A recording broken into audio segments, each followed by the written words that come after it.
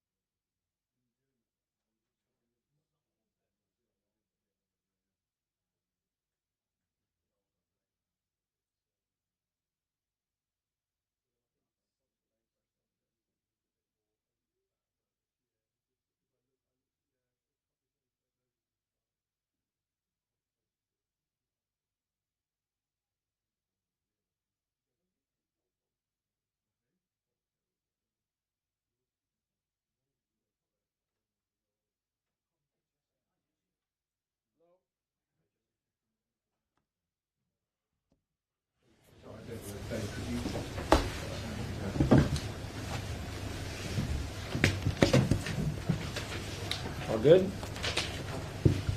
Yeah. Okay, I'll start with an injury update. Crescencio Somerville picked up an injury in the last training we had before the Palace match, which is really unfortunate because he's been in really good form, and he twisted his ankle and he will be done for the season, unfortunately. So that one was disappointing. And then Adam is moving forward in a good way, but still, it'll be some time for him. Patrick has been making progress, and we're still hopeful that we can see him later in the season. And then Tyler's making good progress as well. But I think other than that, everyone else is fully healthy and ready to go. And yeah, the last thing I'll say is, we're obviously excited for a big match. Yeah, we think it's the best team in the world against the best club in the world. So you can decide which is which. Hi Jesse. You're on this 5-match unbeaten run, but you sort of just touched on it there. Manchester City. Is this the ultimate test for your side, and how do you approach a game like this? Yeah, I think it is an ultimate test, maybe the ultimate test. And I'm very honest when I say that I think they're the best team in the world. The talent they have, I think, speaks for itself. Their manager does an incredible job of creating a tactical model that is very complex, and one that the players understand very, very well and are able to execute very well, and it's one that's incredibly difficult to defend against. And that's what you see more often than anything, is that Man City has an ability to control the match over time by their quality and their movement and their ideas and their ability to unbalance you and often unbalance you in one area and then attack you in another. And so we will have to be very clear with exactly what our tactics are for the day, what our strategies are for the day, and we have to find moments to not just be passive throughout the match, because that's what happens is they can put so much pressure on teams with the ball and then with their counter-pressing that they just suffocate teams. And we have to be confident and better with the ball, and then we have to understand the moments that strategically we can still be aggressive. And so that's not easy, but a massive challenge. But hopefully on the day we can use our crowd and find ways to find advantages and see if we can fight for a result. The team was conceding too many goals before you took over. You just had back-to-back clean sheets. How have you managed to tighten up defensively, and how difficult is it to strike that balance between being tight at the back and still scoring goals? Yeah, I would say that in all areas we have so much work to do still. So the fact that we've gotten results and that we've fought in front of our goal to do whatever we can to not give up goals has helped us gain momentum. But there's still a lot of things that we can be much better at on both sides of the ball for me. So I've said from the beginning that the one thing with these players is that we can always draw on their mentality and their willingness to run and fight for each other. And we've seen that at such a high level in, I think, every game. And so, we need to get better with the ball. We need to get better at counter-pressing. We need to get better at in transition moments, creating clear chances. But at the same time, I'm really happy with the daily work, and I can't ask for more from the guys.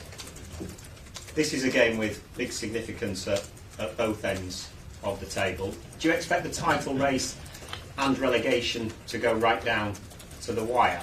And are you surprised that at the bottom that perhaps that points threshold to stay up is higher than maybe was expected a few weeks ago? So first, I'm used to being on the other end of the spectrum, fighting for the title, and I know that a lot of times playing against the relegation foes, it can be a pesky match. And that's our job on the day, is to make the match pesky for Man City. I think that the league is so good, and my respect for every team is so high that it just comes down to the focus and concentration for every game. And I say that all the time, but I don't have energy for more. I'm sorry, I don't have energy to think about the table and how other teams are doing and what it's going to look like at the end of the year. I assumed from the very second that I took the job that I was going to be knee deep in everything until May 22nd, and I think it'll stay that way. But again, I think our focus and concentration to work to get better has been really good, and so we have to stay with that. Thank you. Yep. Adam.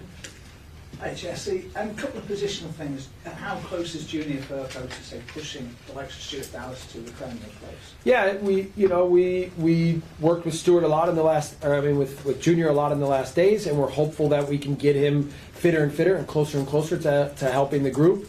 And I think that he can help the group because the best thing that he can provide is, I think, ease with the ball from the left back position, which can help us have some more solutions and find control of the game a little bit more. Whether this is the match for that and to see is he fully ready, we'll just have to evaluate over the next couple of days. But he's looked good in training, and I've told him to be ready because we will need him for sure. And then for me, Stuart has been fantastic. His mentality and his work rate and his ability to understand what the games require is at such a high level. And I know that left back is not his preferred position or his best position. So yeah, I think the goal is to get Junior closer and closer to being ready to help us, and then to find other ways to use Stuart. And in midfield, obviously you made a change during the game the other night. How big a decision is it to go alongside Callum, whether it's Robin or whether it's Mateus?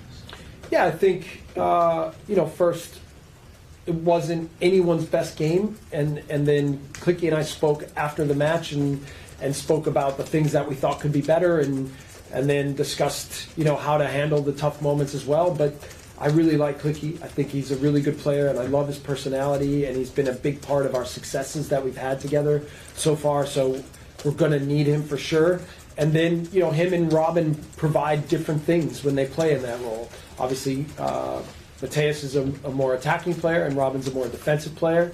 But I think there's different times for and different needs for different situations. I could see that in the match we were struggling with the ball, and that even though Clicky normally helps us in those situations, I knew that defending in that moment was going to be the biggest factor because Crystal Palace was having the ability to unbalance us at times. So, yeah, I think it worked out okay. Getting the draw was important for us, but Mateus and Robin will continue to be important as we go forward. It's clearly you're getting the results that you require at the moment, Jesse, but Dan James has 11 games in this now without a goal. How keen are you now to maybe, in a game where you might only have one or two chances, to have a more natural centre forward, whether it be Sam or whether it be Joe? Yeah, I think it's looking at every game, what does it require? And I know I've even spoken to Dan multiple times that I know this is not, again, his desired position or his best position, but even if I look at the game, we weren't always so dangerous in the first 60 minutes, but either was Palace. We controlled them a bit more and it's a lot of the times because Dan's ability against the ball and in pressing situations and making it difficult on the opponent and being a threat to get in behind means that we are able to control what they are doing at moments better.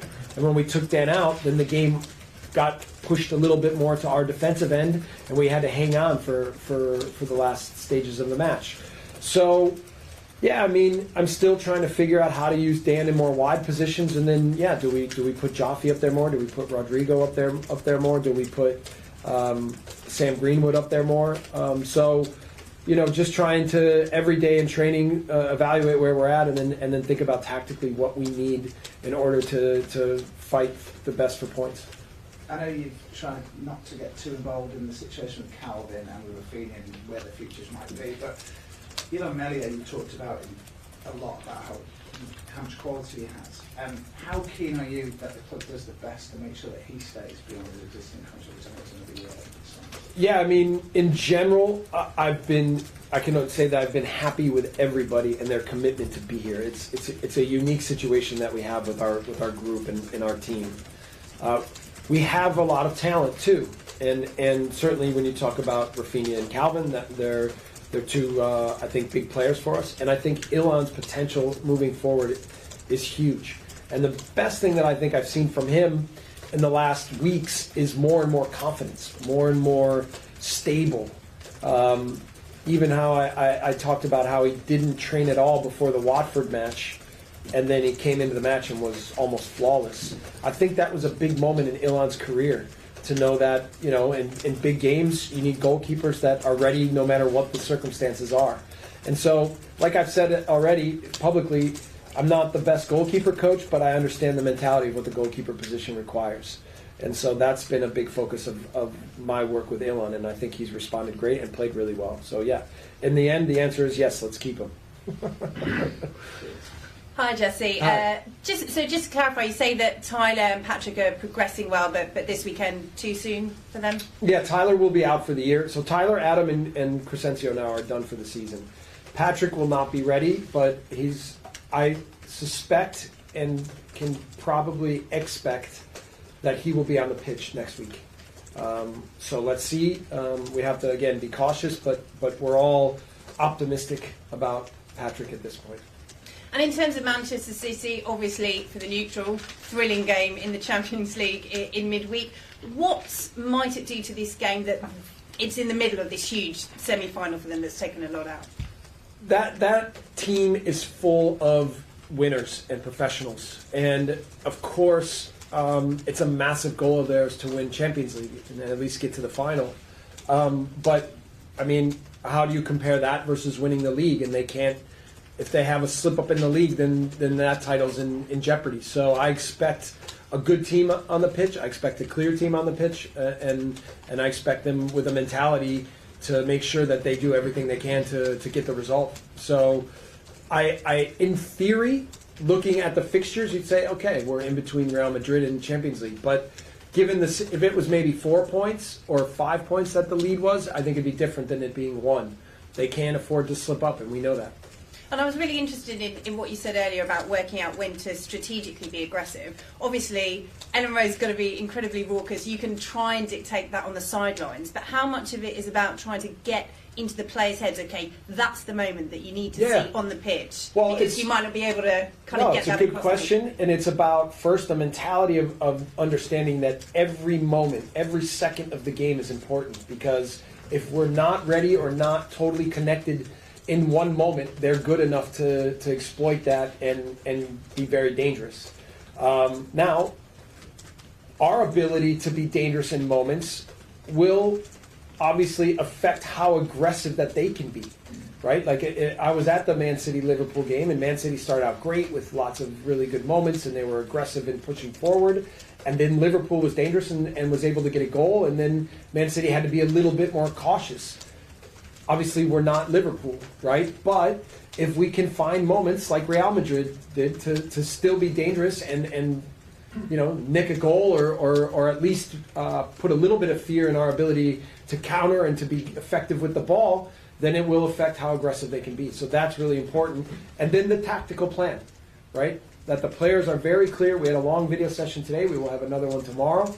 And that they are very clear with exactly what the tactical plan is and how to execute it on the day under a pressure situation. And I don't mean pressure of the result. I mean that the quality of the opponent and the intelligence of the opponent is so good that it forces them to have to be ready to run, but also ready to think.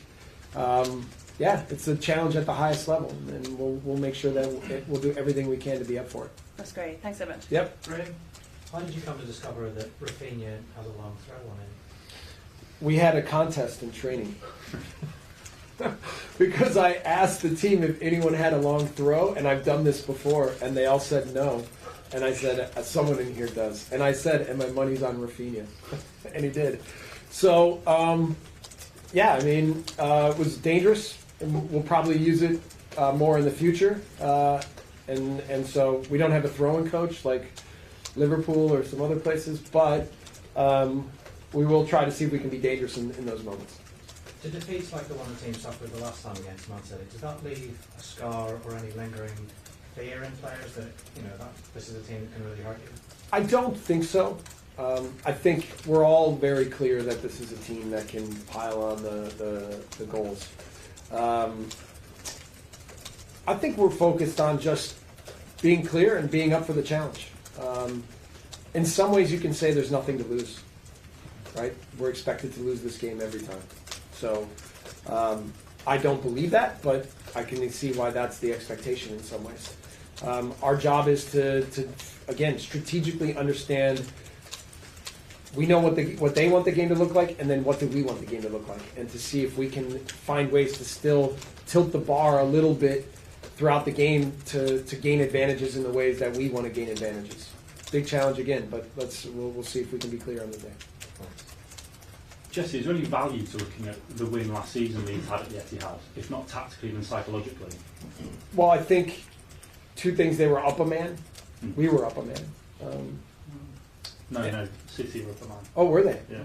Oh, okay. Thought it was the other way around. I haven't done that. I went back and looked at the first game that we played this year. Okay. Maybe I will. It's a good idea. We talked a little bit about Stuart earlier and his positioning and how left back probably isn't his preferred or best position. He's played a lot in central midfield. I suppose we could envisage him playing alongside Calvin at some point if the squad allows. What do you see as Stuart's traits and attributes in that role alongside Calvin, and how that might be different or better than Mateus or Robin? You're right. I haven't had chances to see Stuart in the six. I've gone back and watched him sometimes in that position to think about, okay, in the future, how can we still use him there? Because I know that is probably even his preferred spot, even though his national team coach was here a couple of weeks ago, and he said that he has used him more as a wing back in a 3. So, I mean, his intelligence and his flexibility are an incredible strength. And when you see him play in the 6, I think he's also very effective there. And I think he can, even in the way that I'm trying to convert the team into playing, I think he can still be very, very good there. So, but I think he's also done a good job on the outside, the fullback position. So just trying to think about each player. I know that Dan's not normally a striker, Robin's not normally a 6, Stuart's not normally a left back, but where we are and how we've gotten results, the roles have fit together in a way to help us still be effective in matches. Now each match is a little different, and so we have to think about what it means for the next coming match and phase, but I know that Stuart has more flexibility to play in the 6, and we will consider that moving forward as well. Thank you. The dilemma with City is that if you attack them, you can take a beating. If you're defensive, you can take a beating. Are you minded to be cautious this weekend, or how will you map it out? No, I think I'm going to be pragmatic but aggressive. And we are going to be pragmatic but aggressive. I think if you analyze them, they overload wide areas, and they're so good at crossing situations that even though they don't have much height up the field, they score almost every goal from wide areas. So we have to manage that, and we have to understand what that means, and then what options they create and movements they create, and how to try to limit those. And then when we win balls, how to try to be effective to catch them on the counter. And then in possession, to still be confident and to try to unbalance them. So, yeah, I mean, for me, that's why I say they're the best team in the world. It's the quality they have, but also the way the manager teaches them to play the game. It's at such a high level. such a highlight. Thank you. Yep. Jesse, you'll obviously, like everyone else, have watched lots of Manchester City before September's game. Did you learn anything from that game, new about them? Well, what was, on the day when we made such big mistakes in the 6-3 match we had, that it was really hard to evaluate, what was good and what was bad on the day. The ways that we thought we could hurt them, we were able to find some chances and some goals, and the ways that we knew they could punish us, they did effectively. But we made such big mistakes in that game. I mean, really, really bad mistakes. But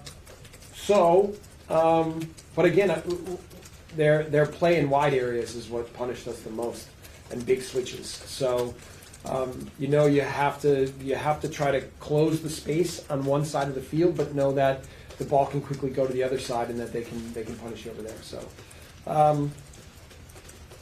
I think the game was about what I expected, other than the amount of mistakes we made.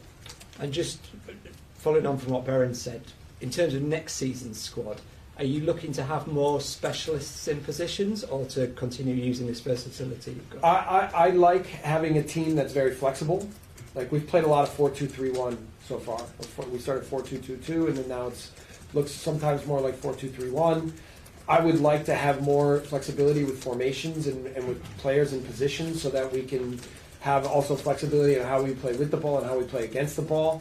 We haven't been able to build that in enough, because we're still getting through principles and ideas of how to play the way we want to play in a relegation fight where we have to fight for every point. So it makes the project, it stunts the project in certain ways, because we have to focus so heavily on results, which I never like to do. But in the process, we found a way to continue to try to transform into what we will become, but also with being very pragmatic to get results. Thank you very much. Jesse spoke there about City, best team in the world. Have they got an aura about them? Yeah. They've got an aura, they've got quality, they've got they've got everything. Money, they've got success, they've got expertise, they've got everything, so it's incredible to have these kinds of clubs, in the world that in our sport are just so dominant in almost every phase. And then they, also the makeup of what the club is in terms of the network of other clubs that they're connected with, and the power behind this club and this team is incomparable. It's incomparable. So yeah. I was going to say, this is your latest maybe duel within the City Football Group, going back to when you were Red Bulls and New York City FC and all that, so it sort of continues the story, really. Yeah, I mean, we've had, I think there's some parallels between what Red Bull is and what City is, and then, certainly that we experience very heavily in New York. My respect for everything that City has done is at a very, very high level. We were similar in Red Bull, but different, or whatever. But I like the setup that I'm in now. I like where the identity of the club is so strong and it fits with who I am. I think that's the key when you're a manager is finding something that resonates with the identity of what you are as well. And I like I don't have to tell the players much that they have to work hard, because that is so ingrained into what the club is.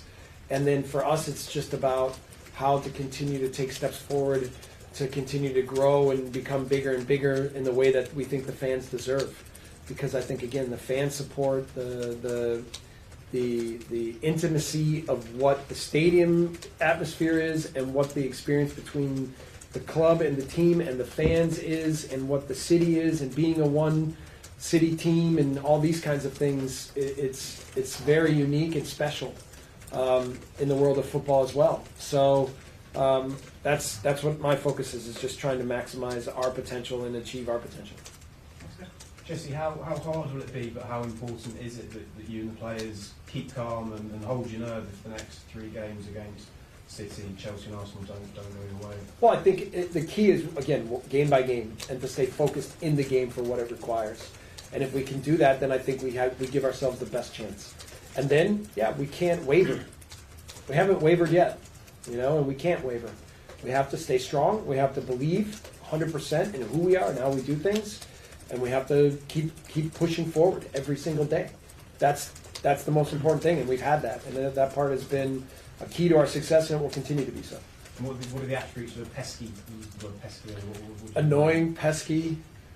I think dangerous as well. So, I think we have to, again, the pragmatism of understanding that we have to be aggressive, but we have to understand where to be aggressive, why to be aggressive, and how to be aggressive.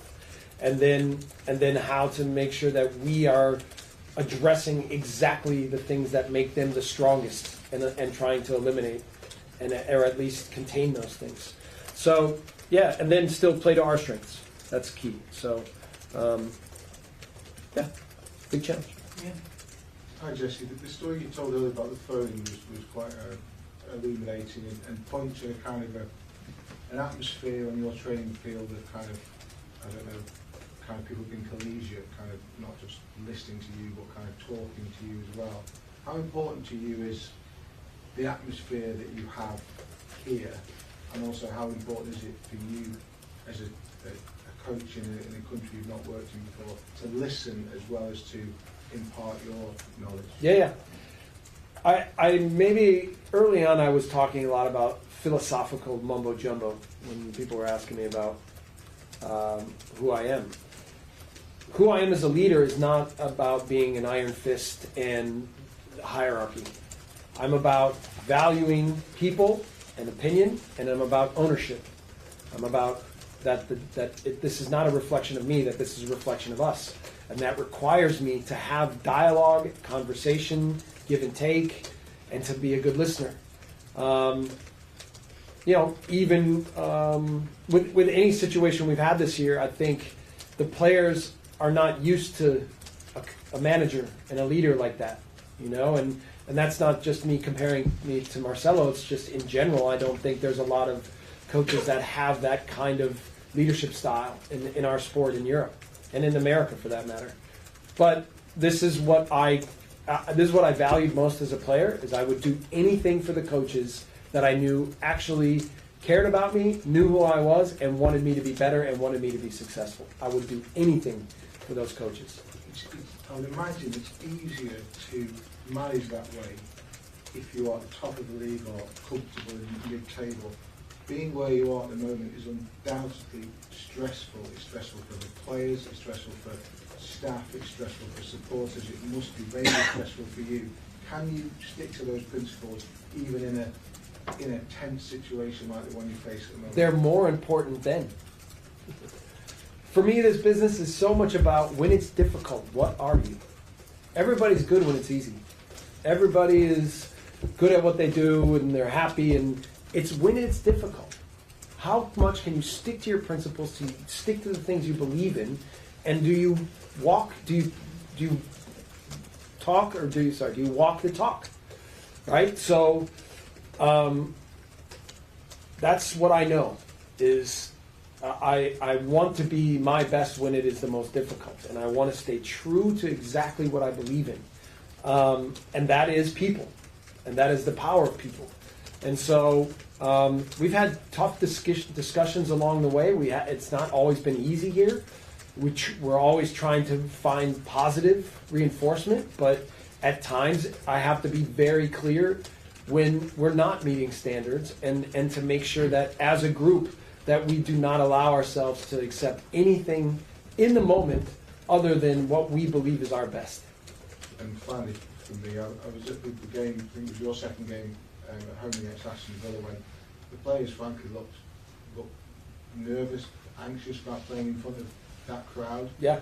What's changed in the 4, 5, 6 weeks since that game? Well, for me, for sure, it was a revelation that our most places I've been, the power of the home stadium is only positive. And I don't mean this negatively toward our fans. I just mean everybody, the players want to achieve so hard for the fans that sometimes that desire can have a negative effect. And then when the fans don't see that the players are playing at their best, then they become nervy and disappointed, and the whole energy of the stadium can shift.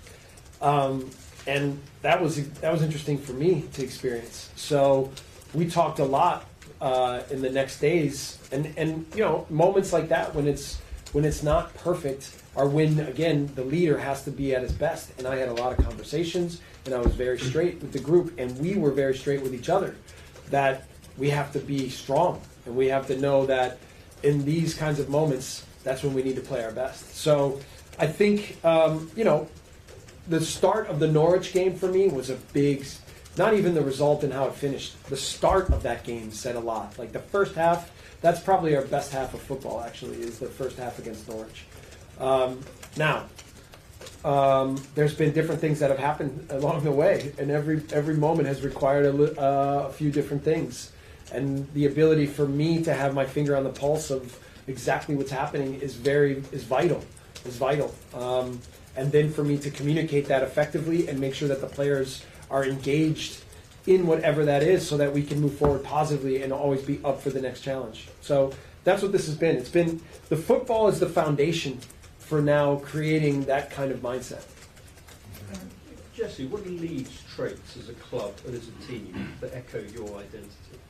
Hard work, aggression, working defensively, fighting for everything, and trying to entertain along the way. I think that's what I resonate with, and so, you know, we haven't been as effective in the attacking part of the pitch as I would have hoped from moving forward. But I also knew coming in that shoring up the defensive part of the pitch was the most important thing. But we need to get better at commanding the game with the ball, and certainly then finding ways to score more goals and be aggressive in transition moments. Okay. Good. Thank you, guys. Thank you.